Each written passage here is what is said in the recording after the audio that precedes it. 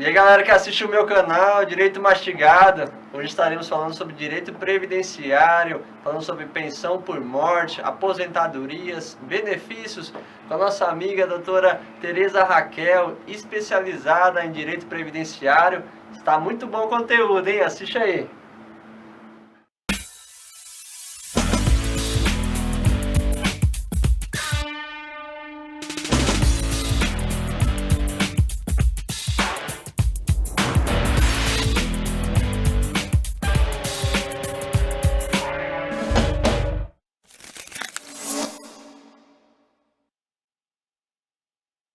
Olá pessoal, está começando mais um programa Direito Mastigado. Eu gostaria de agradecer a vocês que estão aqui comigo, que está aqui compartilhando esse programa, que está aqui curtindo, comentando.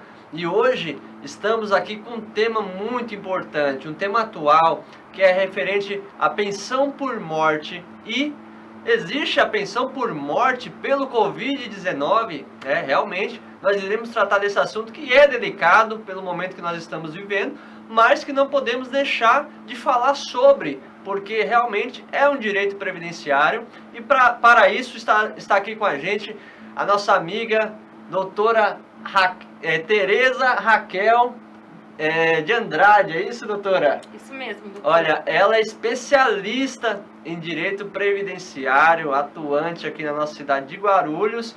E eu quero falar com vocês, antes de mais nada, que esse programa é exibido todos os sábados, às 11h30 da manhã, pelo canal 3 da NET, 508 da Vivo HD. Além de ser replicado no Facebook da TV Guarulhos, e o Facebook do Direito Mastigado, Instagram Direito Mastigado e YouTube Direito Mastigado.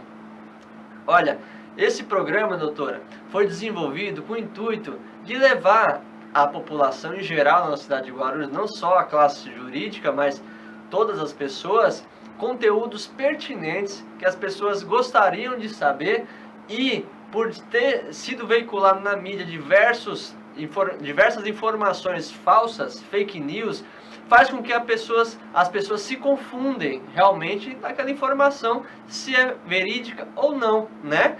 Porque na mídia social existe aquela questão da polarização e muitas vezes tem até lado as notícias, né? Então aqui você vai ter uma informação precisa, uma informação imparcial. E é por isso que nós iremos falar agora sobre pensão por morte. Doutora, para mim é uma honra receber você aqui no programa. Você que é uma pessoa que eu sei da sua luta, eu sei que você é uma pessoa que se dedica a essa área de direito previdenciário e nada melhor do que falar com alguém que realmente sabe do que vai falar. Pessoal, pensão por morte. Como que seria isso, pensão por morte? Qualquer pessoa, né, poderia receber após o falecimento. Então, como que seria isso? Fala de uma maneira que a gente consiga fazer um apanhado geral sobre essa questão. Bom dia a todos. Agradeço ao Dr. Felipe pelo convite. É uma honra participar aqui do programa. Realmente, a pensão por morte é um tema, né, que está bem alto aí por conta da pandemia, muitos óbitos pela Covid-19. Então, é um benefício que ultimamente o INSS tem recebido muitos requerimentos. Embora não tenha existido, né, nenhuma mudança legislativa por conta da Covid-19 em si, mas o fato do falecimento, né, o fato gerador da pensão é o falecimento, independente aí da doença, enfim. Então, a pessoa que falece pela Covid-19, os seus dependentes podem ter direito ao benefício, né, desde que cumpra alguns requisitos que constam na lei. Então quer dizer, a lei não foi alterada recente sobre Covid-19, mas o fato que dá o direito é o fato do falecimento, né? Isso. Então, falecimento por qualquer tipo de problema, de doença, vai dar esse direito. Esses herdeiros, essas pessoas, elas precisam antecipadamente já estar constando no INSS, no rol de dependentes, ou não? Não, na verdade, o que a lei exige, né, para que a pessoa tenha direito à pensão por morte? Os dependentes do falecido tenham direito. Então, o falecido, que era o segurado do INSS, ele precisa ter qualidade de segurado perante o INSS. Essa qualidade de segurado ele consegue como? fazendo contribuições, né? Então, na data do óbito, ele precisa estar com contribuições ativas, estar empregado, porque aí a contribuição parte da própria empresa, estar recebendo algum benefício previdenciário, né? Seja por incapacidade, ou estar aposentado por tempo de contribuição ou por idade. Ou também, ainda que ele não esteja recebendo nenhum desses benefícios na data do óbito, caso fique comprovado que ele tinha ali os requisitos completos para uma espécie de aposentadoria ou para receber algum benefício por incapacidade, ainda que não estivesse recebendo, ficando comprovado, os dependentes podem requerer também o benefício.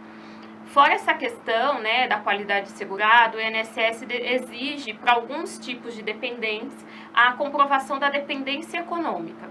Então, a lei separa lá duas classes de dependentes. A primeira classe entram esposas, companheiras, os filhos, né, até 21 anos. A segunda classe são os ascendentes, então os pais, os avós. A primeira classe, essa dependência econômica ela é presumida, então nós não precisamos comprovar, né? Basta comprovar ali que de fato companheira, cônjuge ou filho consegue receber. A segunda classe, nós precisamos comprovar de fato essa dependência econômica, então que os pais recebiam dependiam do filho falecido ou os avós e por aí vai.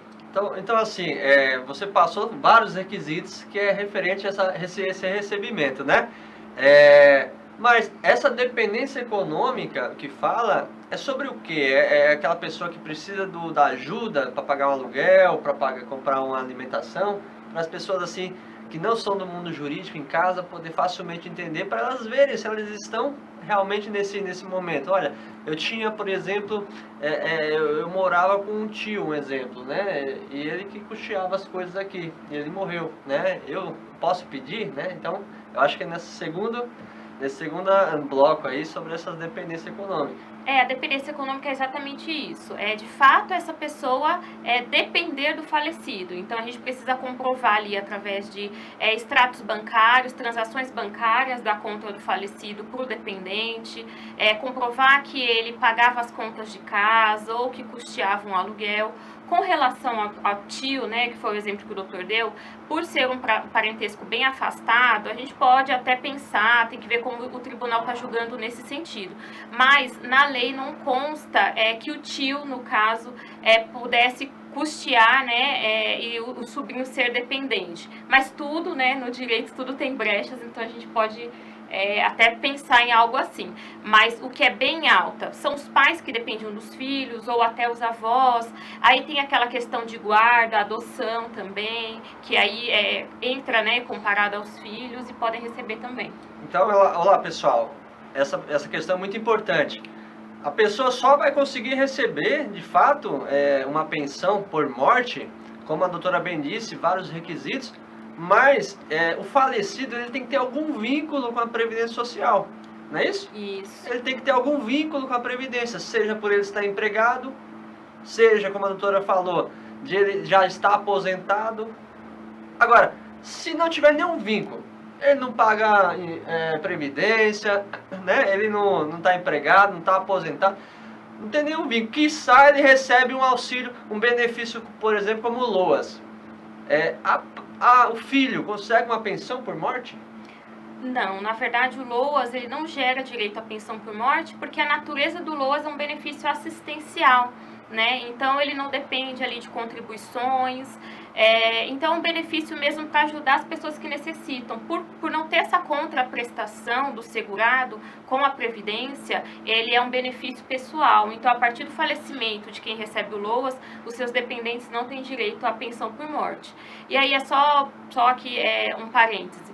Essa questão das contribuições, alguns benefícios do INSS exigem a carência, né? Que é o número mínimo de contribuições. Então, por exemplo, um auxílio por incapacidade temporária, antigo auxílio doença. A pessoa precisa contribuir ali no mínimo 12 meses para ter direito ao benefício. A pensão por morte, ela não tem carência. Então, basta que a pessoa faça uma única contribuição, recupere a qualidade de segurado.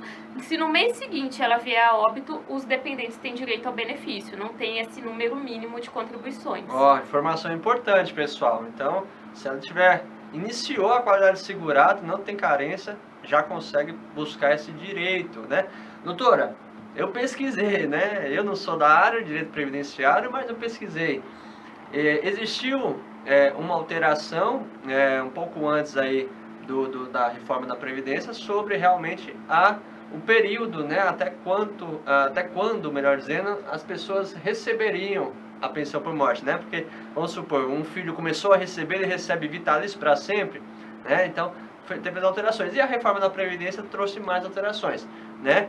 Como que seria, assim, uma maneira simples da gente entender?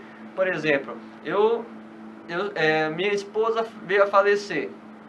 Nós dois somos maiores, já temos mais de 50 anos, né? E eu conseguindo essa pensão, eu recebo de forma vitalícia. E no outro exemplo, o filho de 10 anos de idade vai pedir a pensão do pai que faleceu. Ele vai receber para sempre também? Teve alteração. Como que funciona isso? Na verdade, como que acontece? A lei, ela traz uma tabela, né? Agora, seria até, não consigo decorar.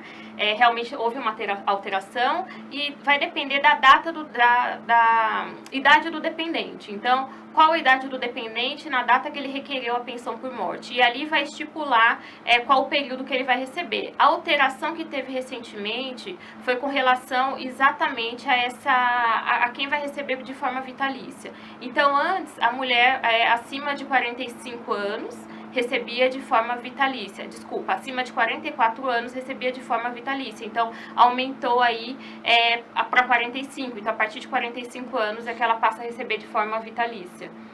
Isso tudo a gente precisa analisar a data do fato gerador, tá? Então, a data da alteração legislativa e a data do óbito. Se o óbito aconteceu antes da alteração, segue o que era estipulado antes. Então, é importante, né? Como a doutora bem falou, realmente é uma tabela, né? Tem que realmente verificar ali o fato exatamente, mas anteriormente era vitalício, né? E aí com essas alterações, o governo querendo cortar, né? Querendo cortar os benefícios, colocou aí algumas questões para afastar um pouco essas garantias eternas, né? Isso. E com relação aos filhos, até os 21 anos, né, ele recebe. Aí depois dos 21, existem várias discussões, caso ele esteja trabalhando, esteja estudando, né, cursando uma faculdade, existem algumas possibilidades de estender. De qualquer forma, ele ainda precisa estar dependente, né? Então, o que seria isso? Ele não pode estar empregado, porque se chega ali aos 21 anos, ele já estiver com registro em carteira, por exemplo, ele já consegue se manter. Então, não teria necessidade de continuar recebendo benefício para custear seus estudos. Ele mesmo já conseguiria fazer o pagamento. Doutora, e hoje? Nós sabemos que nós estamos em pandemia ainda, né? Os órgãos públicos, as autarquias começaram a funcionar, mas ainda realmente não está 100%, né, na normalidade.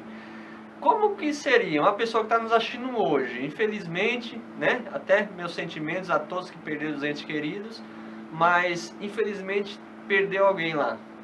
Como que funciona? Qual é o primeiro passo que ela precisa fazer? Ela precisa colher quais documentos? O que ela pensa? Que é um momento desse, parece fácil, mas a pessoa que está passando sabe que não é fácil, é muita informação, muitas vezes ela não tem conhecimento jurídico disso, e para que ela não seja enganada por ninguém. O que ela precisa? Qual é o primeiro passo? Então, existem, né, algumas formas de fazer o requerimento, através de um advogado ou a própria pessoa pode fazer através do canal do Meu INSS, né, o que é o Meu INSS, o site. Fazendo o cadastro lá, você vai em requerimentos e agendamentos e faz o requerimento de uma pensão por morte. Os documentos essenciais seria a certidão de óbito, os documentos pessoais do falecido e dos dependentes. Se for o caso de comprovar a dependência econômica, fazer a comprovação dessa dependência econômica através de extratos bancários, contrato de aluguel, contas de consumo. Se for uma companheira que viveu em união estável, é necessário fazer a comprovação dessa união estável. Então, o INSS ele pede ali no mínimo de 3 documentos que comprovem essa união estável, tá? Então, é importante ter pelo menos o comprovante de residência em nome de cada um, comprovando que moravam juntos ali próximo da data do óbito.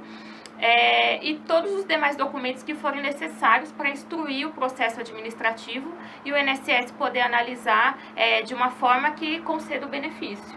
Então, e tem demorado isso, doutora? uma resposta do INSS? Tem demorado? É difícil dar um prazo, depende, né, de cada caso.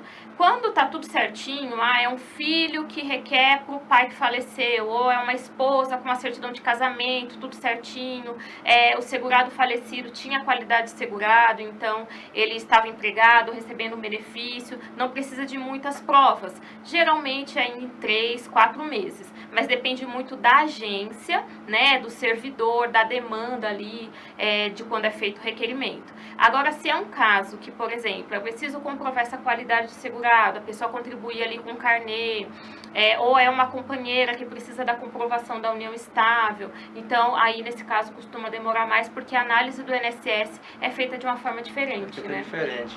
Agora, uma coisa que deve ter gente com certeza pensativo, e eu vou responder, na verdade a doutora vai responder essa pergunta, quer ver? Doutora, um casal já idosos, né? Um veio a falecer.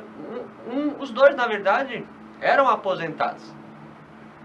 A aposentada, ela pode requerer a pensão por morte do marido, quer dizer, ela pode permanecer com a aposentadoria dela e receber a pensão do marido?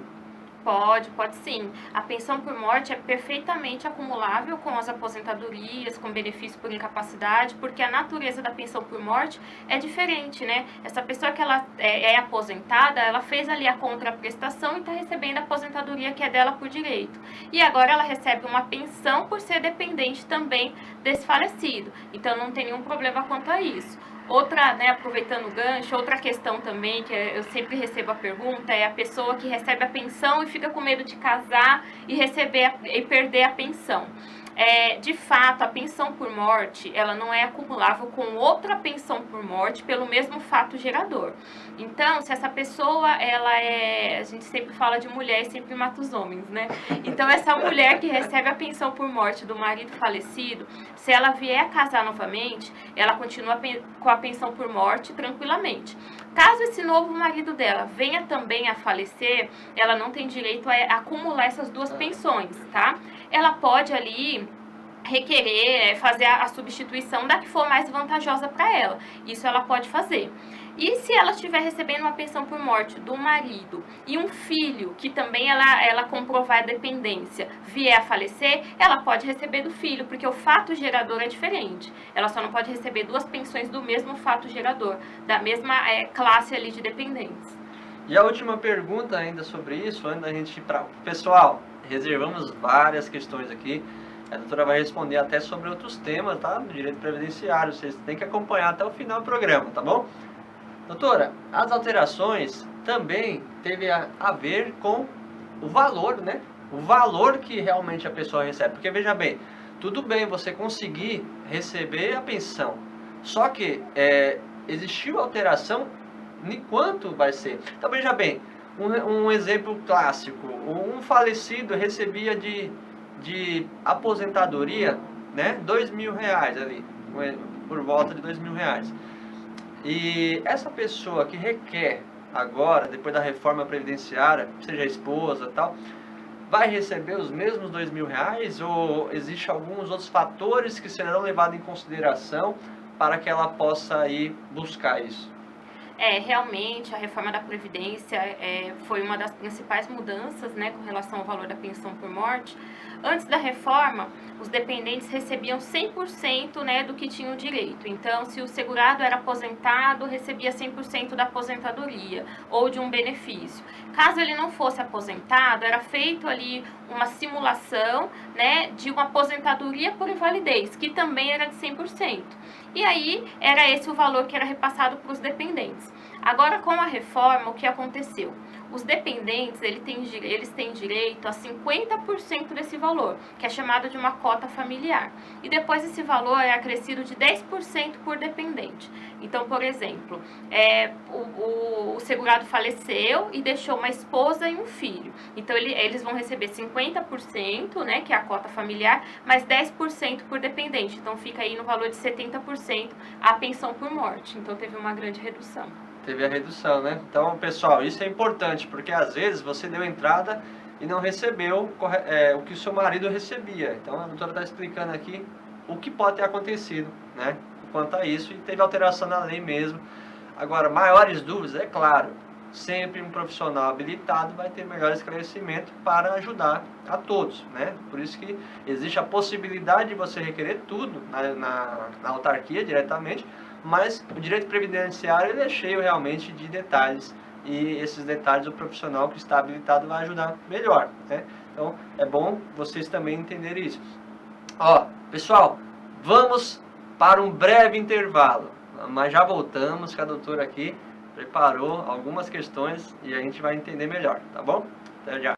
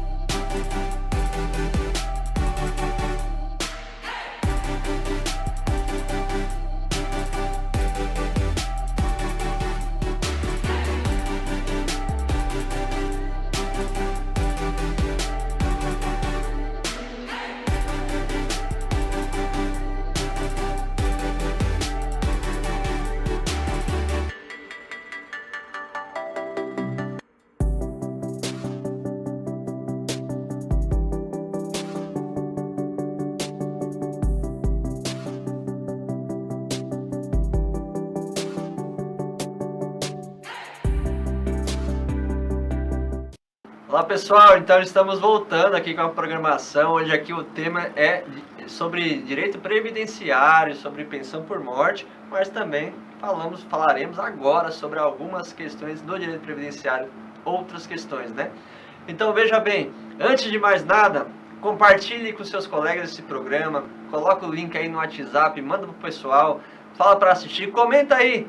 Vamos fazer um desafio? Comenta aí quem vocês querem ver aqui no programa Direito Mastigado. Coloca aí que a gente vai entrar em contato com essa pessoa. Pode colocar, tá bom? Pessoal, Direito Mastigado, uma forma diferente para você entender direito e leis de maneira simples e descomplicada, na linguagem que você de casa vai entender, tá bom? Doutora, agora a pergunta. LOAS, o que é e quem tem direito a receber? Certo. O LOAS, né, como eu até disse no bloco anterior, é um benefício assistencial. Muitas pessoas confundem o LOAS com aposentadoria. Então, vira e mexe, até por conta da pensão por morte. Ah, meu esposo era aposentado, meu pai era aposentado. É quando nós vamos analisar, recebia LOAS. O LOAS é um benefício assistencial, né, para pessoas de baixa renda. Então, é preciso cumprir ali alguns requisitos. Ele é destinado aos idosos maiores de 65 anos ou pessoas com deficiência. E fora essas duas questões, é preciso, e assim, é o que mais gera o indeferimento perante o INSS, é a questão da hipossuficiência, né? A gente precisa comprovar a pobreza dessa pessoa, falando uma linguagem bem simples, tá? O INSS, ele pede que ali na renda familiar, cada pessoa receba de até 1/4 do salário mínimo. Então, hoje deve estar na média de 270 e poucos. Então, a pessoa tem que receber, então, até 1/4 do salário mínimo por cabeça, né, na residência. Existem algumas situações que essa questão pode ser relativizada, às vezes a renda da família passa um pouco, mas os gastos também, principalmente com remédio e alimentação, também são superiores e ainda assim fica ali na questão da hipossuficiência. Tá? Mas o principal do LOAS é essa caracterização mesmo da necessidade, porque por não existir essa contraprestação, a pessoa não precisar estar contribuindo, precisa realmente ser para quem precisa, né? Para a pessoa que realmente esteja necessitando. Ó, muito importante, porque isso que você falou é engraçado, porque realmente as pessoas falam sobre isso. Tipo, como que não conseguiu? O meu vizinho nunca contribuiu e se aposentou, né? Mas não aposentou. A palavra aposentar não é para esse momento. É o LOAS, com certeza, que ele recebe, que é benefício assistencial, né? Então é o programa do governo sobre isso. Então, pessoal, dúvida tirada sobre o LOAS, hein? Quem recebe LOAS, tá? Tá recebendo um benefício, que ele tá ruim, né? Uma das pernas tá recebendo esse benefício, mas ele pode se esforçar e começar a contribuir para a Previdência para, de repente, conseguir outros benefícios? Pode sim. Isso é muito interessante. Exatamente também para prever aí, tentar planejar até a própria pensão por morte. Então, quem recebe LOAS, ele pode sim contribuir, desde que ele contribua como segurado facultativo no código 1406, lá no carnezinho. Porque esse tipo de contribuinte, o contribuinte facultativo, são aquelas pessoas que ela não recebe renda, ela não tem nenhuma renda ali mensal. Então, ela contribui facultativamente. Então, entram estudantes, dona de casa. Então, a pessoa contribui, ela tem ali o dinheiro que ela recebe do LOAS e ela quer contribuir. Perfeitamente. Aí, se ela estiver contribuindo e chegar num ponto que ela precise de um benefício por incapacidade, ela vai ter a qualidade de segurado para requerer esse benefício. Ou então, um deficiente, por exemplo, né, conseguiu LOAS, era novinho e já atingiu ali um requisito para uma aposentadoria. Ele pode substituir o LOAS por uma aposentadoria e aí, consequentemente, seus dependentes terão direito a uma pensão por morte. O LOAS hoje equivale a um salário mínimo? Isso, o LOAS, ele é um salário mínimo. Certo. Pessoal, a nossa pergunta agora é o seguinte, com a mudança na reforma na Previdência, a aposentadoria, né, por tempo de contribuição, existiu alguma mudança nisso também? Na verdade, o que a reforma da Previdência fez? Ela retirou, ela excluiu a aposentadoria por tempo de contribuição. Então, quem já estava filiado ao INSS, quem já estava trabalhando, quem já tinha feito suas contribuições antes de 13 de novembro de 2019, continua tendo direito, né, à aposentadoria por tempo de contribuição. Acontece que se essa pessoa não conseguiu se aposentar ou não tinha os requisitos completos, né, então, homem, 35 anos e mulher, 30, até a data da reforma, eles vão entrar em alguma regra de transição. Agora, os filiados após essa data, então as pessoas que começaram a trabalhar, tiveram seu primeiro vínculo com a Previdência, após 13 de novembro de 2019, não terão mais direito à aposentadoria por tempo de contribuição. Importantíssimo isso, hein, pessoal? Às vezes a pessoa fala, se eu começar a trabalhar, vou ter direito? Já estava explicando aqui, né? E assim, finalizando, qual a regra de transição mais vantajosa? Explica essa transição, o que seria também. Certo. Com a reforma da Previdência, até com a ideia de não prejudicar muito as pessoas que estavam ali próxima da aposentadoria, na data de implementação da reforma, foram criadas, a reforma trouxe algumas regras de transição. As mais comuns aí, nós temos 4, né? Algumas incidem em fator previdenciário, outras não. É difícil falar qual é a mais vantajosa, porque a gente precisa analisar caso a caso. Mas, até por conta dos clientes que eu atendo, a regra de transição para aquelas pessoas que estavam mais próximas da aposentadoria, quando foi implementada a reforma, é a regra de transição com pagamento de 100% do pedágio. Como que é esse pagamento? Às vezes a pessoa pensa que é pagar o pedágio, é ir lá no INSS fazer um pagamento, né? Não deixa de ser um pagamento porque, né, são as contribuições, mas não é um pagamento em si, vou pagar uma taxa de 50%, ou se eu me aposentar por essa regra, vou receber só 50% ou 100%. O pagamento do pedágio é você continuar trabalhando ou contribuindo por um certo período. Então, só para dar um exemplo, esse pedágio de 100%. Uma mulher, para se aposentar por tempo de contribuição, ela precisaria de 30 anos, né? Se na data de implementação da reforma, por exemplo, ela tinha 28, faltavam 2 anos. 100% do pedágio é pagar 100% do que faltava. Então, ela vai precisar trabalhar mais 2 anos. No caso, mais 4 anos. Esse é o pedágio dela. Olha aí, pessoal. Você vê que a questão é detalhada, né? Chega a ser até um pouco complexa, né? Precisa realmente parar e estudar caso a caso. A doutora com certeza colocou aqui de maneira simples que vocês ainda conseguiram entender em casa. Doutora, nós aqui estamos chegando ao final do nosso programa. Eu acho que você conseguiu levar muitas informações importantes para dentro de casa, né? Eu quero agradecer mais uma vez a doutora Tereza Raquel Santos de Andrade, advogada, especialista aqui em Direito Previdenciário em Guarulhos, tá bom? Vai estar o Instagram dela aí depois para vocês seguirem ela, tá bom? Previdenciarista Gru, é isso? No Instagram também. Pessoal, quero agradecer inclusive também vocês de casa, mas agradecer os nossos parceiros é o que motiva a nossa programação. Agradecer a FISC, inglês e espanhol é FISC, número 2405-5050. Um dos nossos parceiros precisou de inglês e espanhol, fala com a FISC. Agradecer o Sítio São Francisco também, lazer, eventos, chalés, um sítio muito lindo para que vocês possam ir curtir com a família. O contato é o WhatsApp 99915 1563, 999 15 1563. E agradecer por último a Conveniência For All, que fica ali na frente do Shopping Bom Sucesso, a conveniência gourmet aqui em Guarulhos. Então, o contato lá é 95577 4095, tá bom? Quero agradecer a todos de casa, Direito Mastigado, todos os sábados, às 11h30 da manhã, na sua casa, na TV Guarulhos. Acompanhe a gente, tá bom? Curta, compartilhe, ajude a gente. Deus abençoe.